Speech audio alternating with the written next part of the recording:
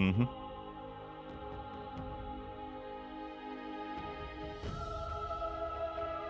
Yeah.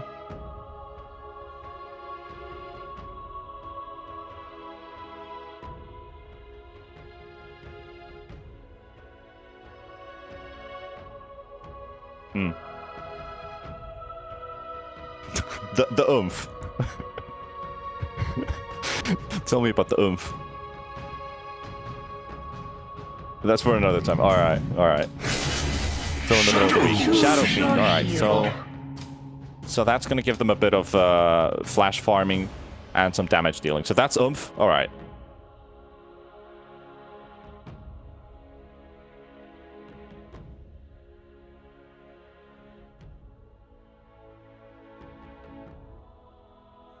Mm-hmm.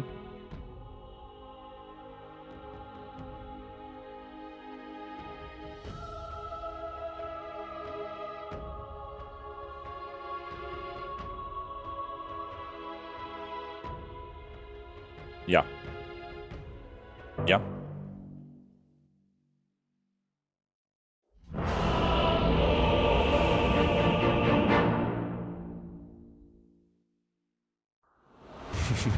Yeah.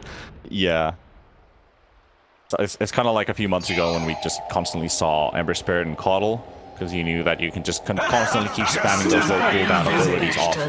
And also with like when you combine ultimates into people stacking up closer to each other, any kinds of like AoE ultimates and stuff would really benefit that Ember Spirit a lot. You're a trusty mate. Thank you. But that was with the Coddle. Now Coddle is completely different to Io. I like the idea of if Empire can actually snowball from their start.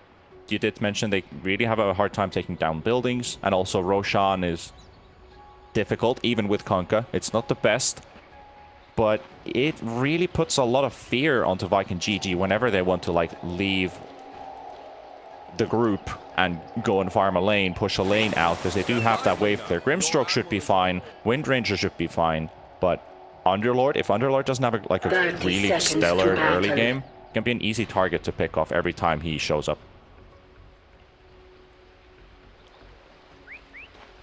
Hmm.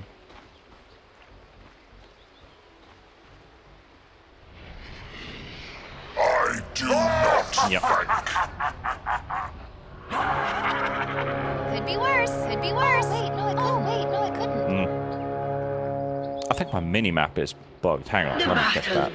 There we go. Alright, UI fixed. Don't worry, viewers. Had an extra large mini-map, so we had our UI going on top of each other's for a bit. Viking stealing 3 runes. Empire gets 1.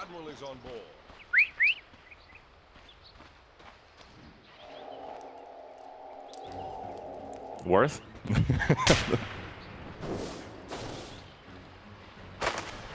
That's some kind of worth.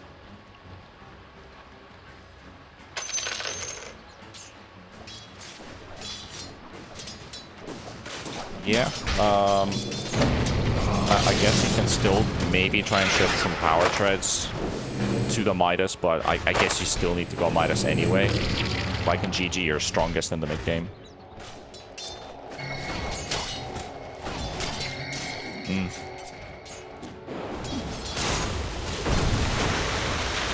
Yeah. I'll never give you the satisfaction.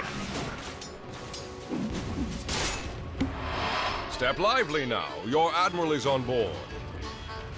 Yeah, I think this is like the time for SF to really show who's the alpha on the server, because once Kunkka starts racking up those bracers, it will become difficult for SF to try and drive the Kunkka out of lane.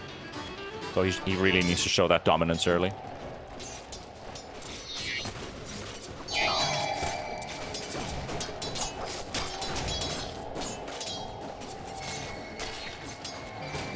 Pretty important that they actually keep control of that hard camp. That's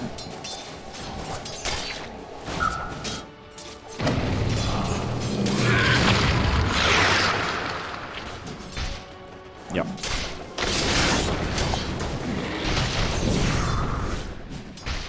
Tiny bit of brawling in top as Chaklo and Shad were competing with that hard camp pull.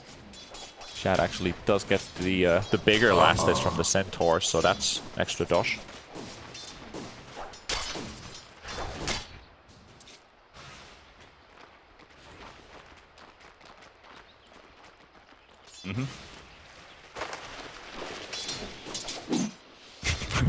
Very long and very weird. Alright. Yeah, you do your thing.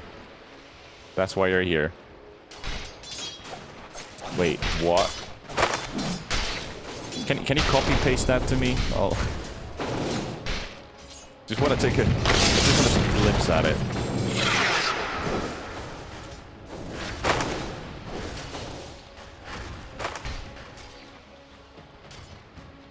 Seiyu and Celery dueling a little bit here with the creeps and also the spells, just throwing them back and forth. Nazi Narwhal, yeah, that's the one. Actually, Lightless gets a kill, but is he gonna fall down to Aramis? That's a good trade. Oh, and he gets a double, nice one. He reads that power shot.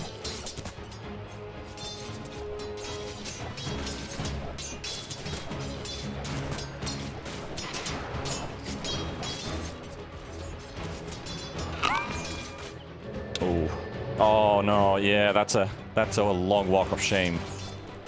Slark is gonna. I think Aramis' move here is just bully Lightless out of the lane.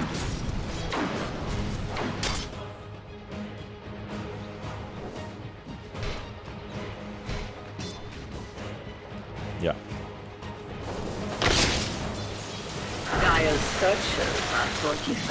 Nice play with the Fortify as well. You saw Sunlight throwing in the Torrent, walking in straight towards the ranged creep booms. Like, nope, I'm gonna lift this entire wave.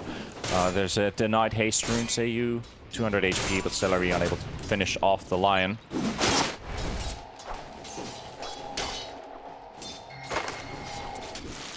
Step lively now. Your Admiral is on board. Yep, not enough. Pretty close. Yeah, he's still showing dominance, and there he goes! Look at that. Turn around with a mango and slap that Raze in the face. Kunkka's game has been demolished. Yep. Meanwhile, might look for a kill on Shockclaw. The Inkswell stun. There's backup arriving. It's going to be Seiyu. Will land that stun. Shad looking for a bash. Slows her. Yeah, 1, 2, no. Just. Well, now he bashes the Lion instead. Almost actually gets a kill on him. Yeah. Calculated save. Nothing wrong there. I'll take that. Bounty. Money changes hands. It doesn't read. It's actually... Wait, is it?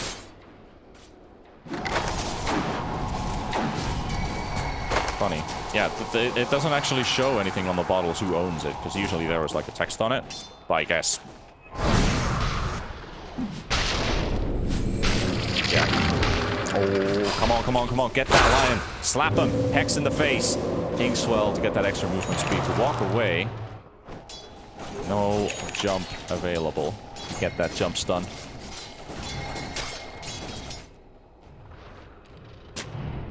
Step lively now. Your Admiral is on board. Yeah, it's not a close game anymore. Oh, getting some decent heals from Ekdart, but I don't think it's gonna last long enough for him. Still level 4. 1 power shot from Aramis, but he's out of mana. Might just build a bottle in the trees. No, just gonna hold it for now. A little bit of baiting. Good trading there from Viking GG though, because even if Slark was getting stacks, he's level 4. Doesn't really do much with those stacks. If he was level 6, it would be different. Well, there's a hunt going on in top. They're trying to find the Bloodseeker in the trees. Shad. Oh, there's a cut. Oh, the courier goes down though. TP's available. I love this Veils pickup on the Bloodseeker. Great. This is the standard build, yeah.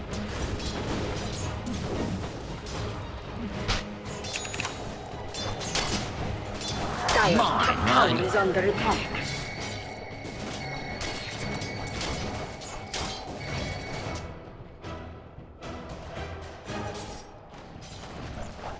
Yeah. I mean, that's a good question. Does it actually affect Torrent because it comes in waves? And now they're going to make a move onto the Wind Ranger. X marked up. Torrent to connect with the Dark Pack. The stun will be removed. And Aramis will go down, so the rotation from the Conker pays off. Meanwhile, Shadow Fiend, does Boom actually get to take this tower? Does a pretty decent amount of damage. Right click, but they will use a glyph. Radiant structures are fortified.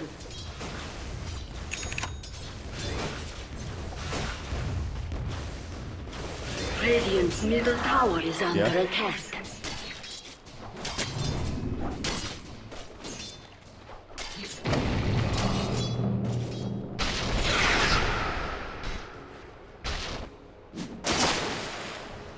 Yeah. Yeah, I agree on that.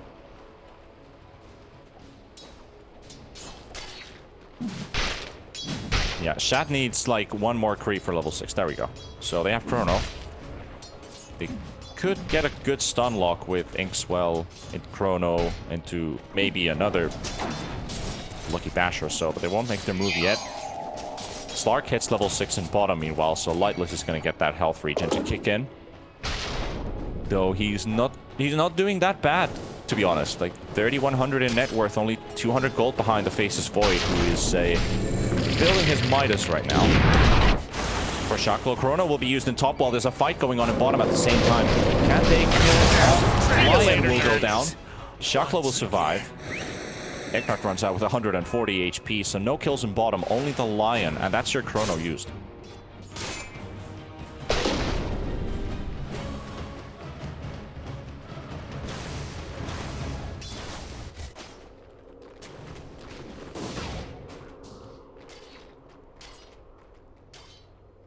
Dire structures are fortified.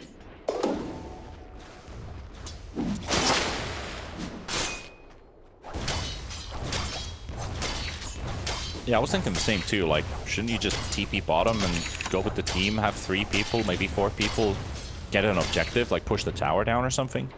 Life a bit harder.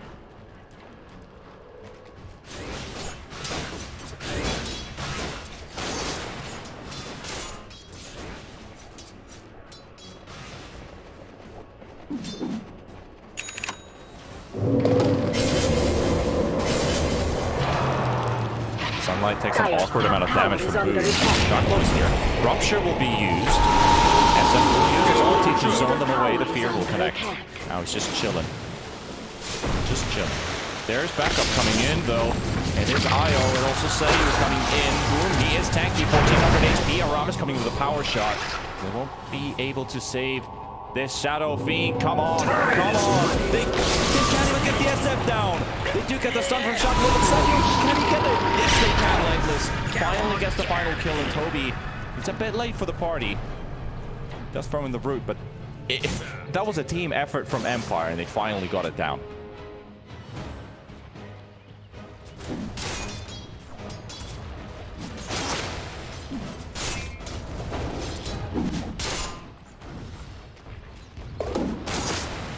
Dire's middle tower is under attack.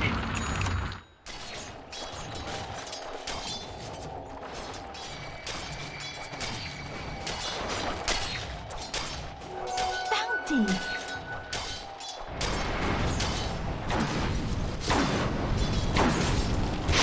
Yeah, it's like not one of those pub games where your Wind Ranger just decides to skip boots and go MKB as a support. Like, what are you doing? Wasn't that Blitz who put it, or was it? Wait, I can't remember who actually put it, but I remember seeing that tweet and I was like, "Yep, I feel you." Shaklo, power shot. Yep, 4 points in power shot from the Wind Ranger. That's going to be plenty of damage to go through Bloodseeker's armor. Radiant's top tower is under attack. The Seeker wasn't really taking that much damage from Shad's right clicks because he doesn't have any damage items yet. But when you've got Wind Ranger with that power shot maximized, that will do a lot of damage. No matter how much armor you have, it just doesn't care about it. Radiant's top tower is under attack.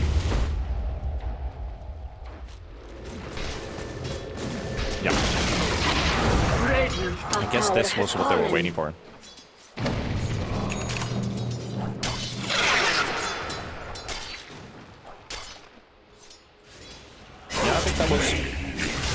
calculating 2 minutes ahead of time. Like, yeah, we got our catapult now with the chrono again.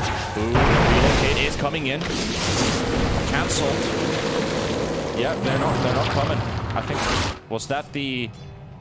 Yeah, the Underlord actually cancelled them from coming with the pit. Aram is going very low on HP. Boom coming to help out. Can't get that ulti to go off. Shankle's still thinking about round number 2. But already used. Dire's middle tower is under The Pit of Malice. Yeah, I was looking. I actually jumped to the bot lane to look at Underlord, and he did use Pit of Malice.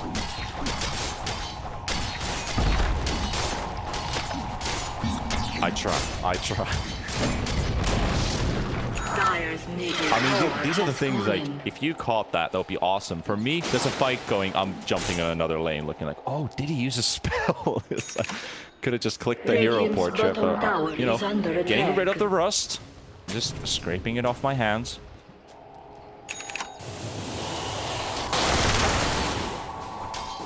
Talked about that. Bottom tower is under attack.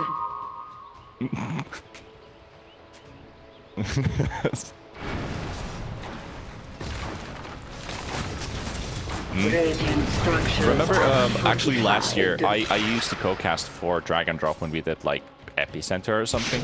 And I think the funny part was when he asked me to come as an analyst, I would go in team fights when he would go with his play-by-play. He'd go like, oh, I don't know.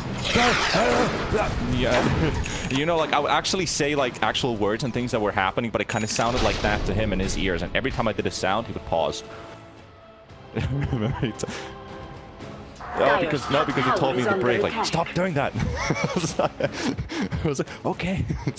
I haven't done co-casting ever since. That was actually funny when I talked with you that you've been practicing play-by-play. I should be your analyst and trigger the hell out of you when you're play-by-play casting. Yeah. Radiant's bottom tower is under It's because attack. sometimes I just can't shut up, you know. Dire's top tower. Celery. Get Grimstroke here. They're actually turning it around to throw the ultimate, connecting with Lion and Conquer keeping them away. But Viking GG, they just disengage. Radiant's bottom tower is under attack. Yeah, it looked like they might have had more manpower behind that tower when Conquer threw his X mark, so I guess that was just a reactionary ultimate. Like, there might be the entire team. Because the last time they took a fight, it did come with a relocate that had to be cancelled by the Underlord. This time they didn't see where they were, so...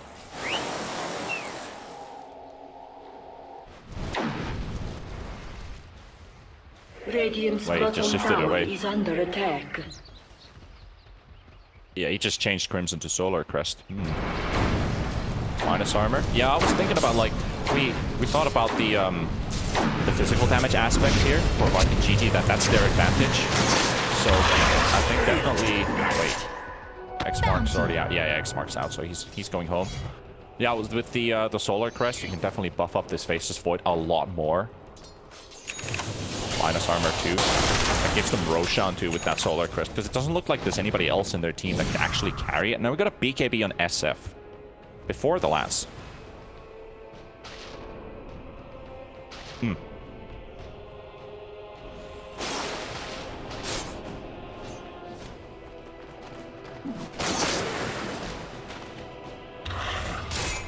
Alright, well, they're charging towards Sunlight. Seiyu, he's hiding in the trees, but did he actually show himself? I'm not sure if the fog shows there. I'll take that. That's still a smoke, and Celery's smoke is revealed, so now Sunlight is feeling threatened.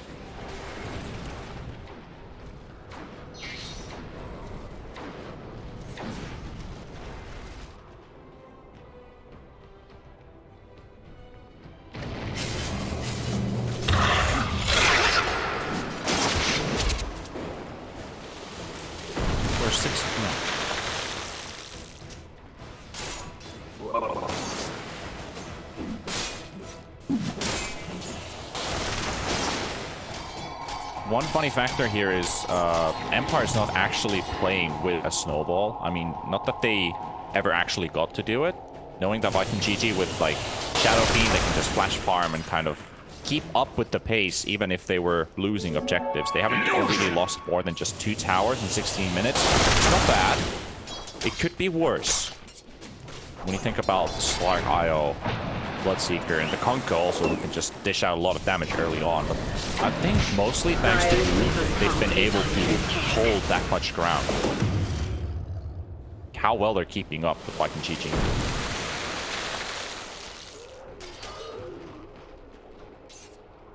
Spicy.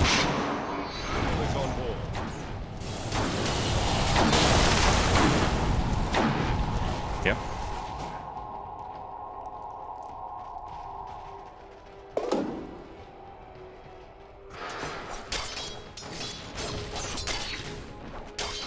Seeker going Yules. Yules Veil.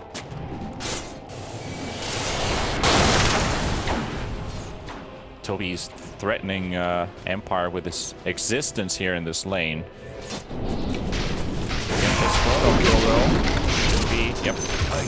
Could be enough. That is what you sound like. Is a promise. Sponsor flowing in. It's fulfillment. Step lively now. Your admiral is on board.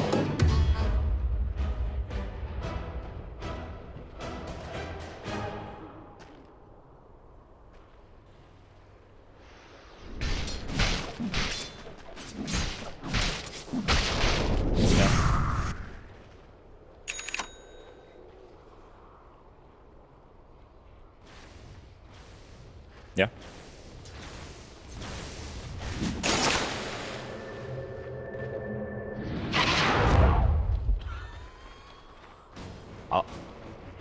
Yeah. I was just about to say that. I like that this move is happening now from Empire because they know the Chrono's down. There's an MKB picked up by the Faceless Void.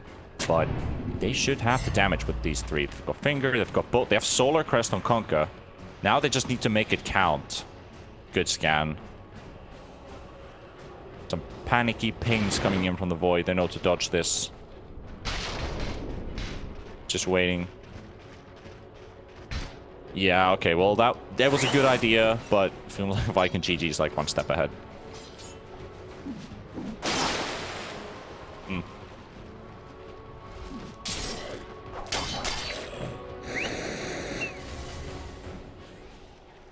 They're still coming though, even though they don't have any smokes up anymore. Pretty low vision for Viking GG if you look at the map, that they only have this one mid op sport pretty much. But Toby gets out.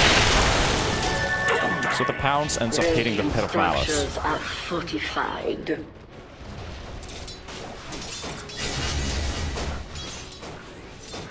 Vikings, they're just celebrating right now. SF just farming in mid. These three guys are still trying to hunt for kills, waiting for bounty runes to spawn. Get for two. Vikings just ditching this bot lane. Like, you're hitting a tier 1 tower. We can get your mid tier 1 tower. We can pressure your top tier 2.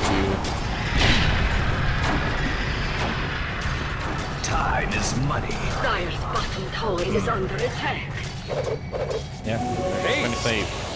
They can't even get to him. Dark Pact used by Lightless. On the run, Aramis doesn't want to reveal himself just quite yet, so he power shot actually towards the jungle because they've spotted the Lion and they have Chrono ready on the Faceless Void, but the Rupture will connect them to Toby. Well, and that's some right-click damage. Aramis throws the Meteor Hammer just to keep Toby safe.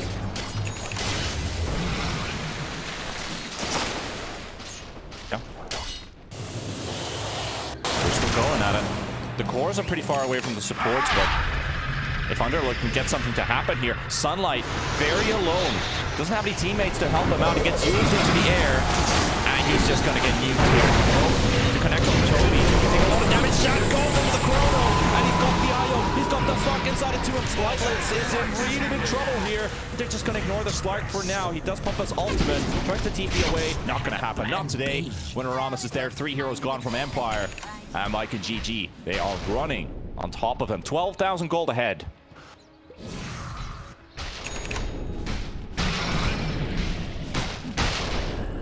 My gratitude. Yeah.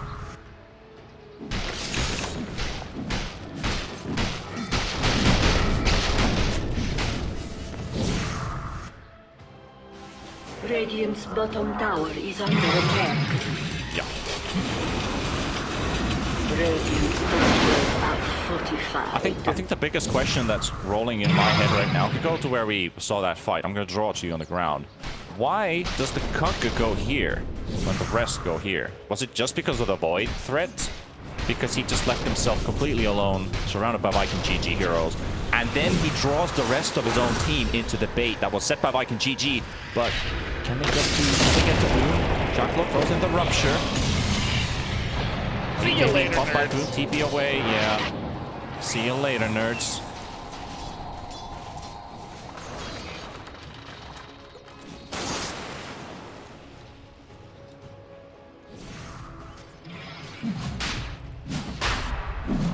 Well, they're gonna go to Roche.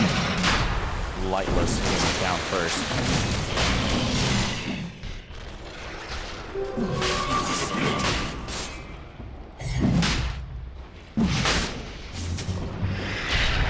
Not so safe harbor, eh?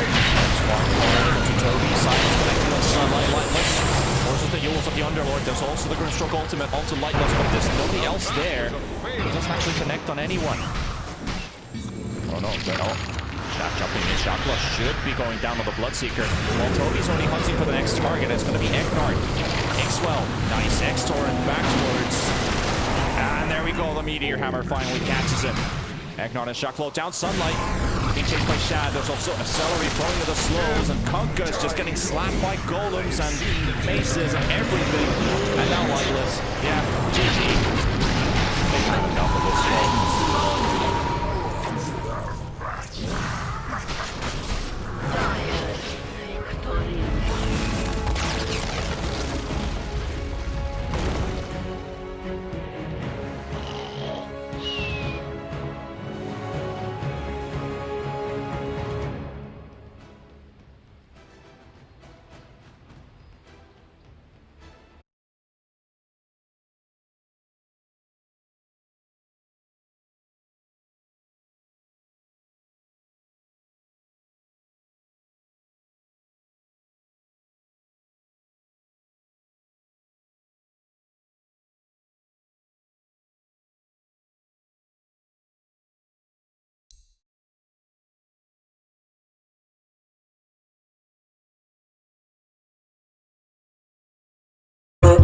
Ooh.